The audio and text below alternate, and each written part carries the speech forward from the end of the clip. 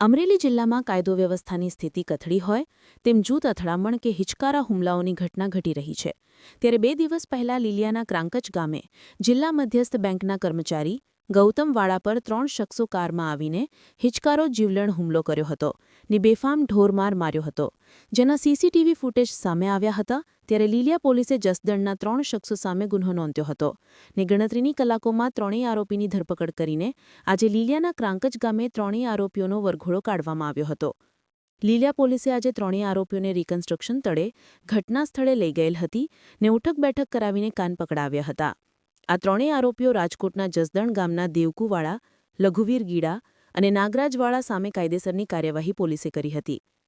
ત્રણેય આરોપીઓના રિકન્સ્ટ્રક્શન વખતે લોકોના ટોળેટોળા ઉમટ્યા હતા ને આ અંગે અમરેલી ડીવાયએસપી ચિરાગ દેસાઈએ માહિતી આપી હતી ને હુમલાખોરો ઝડપાઈ ગયા છે ને મોબાઈલમાં 4 દિવસ અગાઉ માથાકૂટ બાદ હિચકારો હુમલો કર્યો હતો ને પોલીસે અન્ય કારણો પણ તપાસી રહી હોવાની વિગતો જણાવી હતી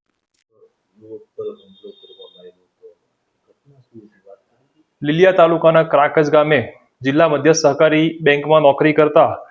ગૌતમભાઈ હનુભાઈ વાળા કે જે 18 તારીખના રોજ પોતાની નોકરી પર હતા અને બપોરના સમયે 4 વાગે ગાયત્રી પાનની દુકાન તરફ ગયેલ આ દરમિયાન જસદણથી દુકુભાઈ ઘગુઈવાળા લઘુવીર ગીડા તથા નાગરાજ રણજીતવાળા આ ત્રણેય ઈસમો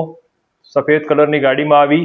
ગાયત્રી પાનની બહારના ભાગે આરોપી નંબર 1 દુકુભાઈ વાળાનાઓ દ્વારા તેમને પકડી રાખી તથા અન્ય 2 આરોપીઓ દ્વારા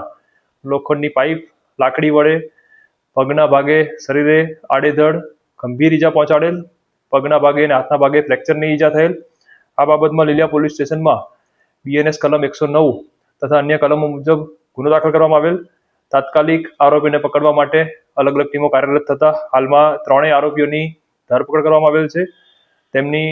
રિકન્સ્ટ્રક્શન્સ હથિયાર કબજે ગાડી કબજે તમામ પોલીસ તપાસ ચાલી રહી છે આગળ રિમાન્ડ કાર્યવાહી માટે પણ અને આ ઘટના હાલમાં ફરિયાદ મુજબ ગૌતમભાઈ વાળાનાઓને 4-5 દિવસ પહેલા આરોપી દુકુ વાળા સાથે ફોન પર બોલાચાલી થયેલ એ સંદર્ભમાં હુમલો કરેલ છે તેમ છતાં ઊંડાણપૂર્વક આની તપાસ કરવામાં આવી રહી છે અહેવાલ ભાવેશ વાઘેલા અમરેલી।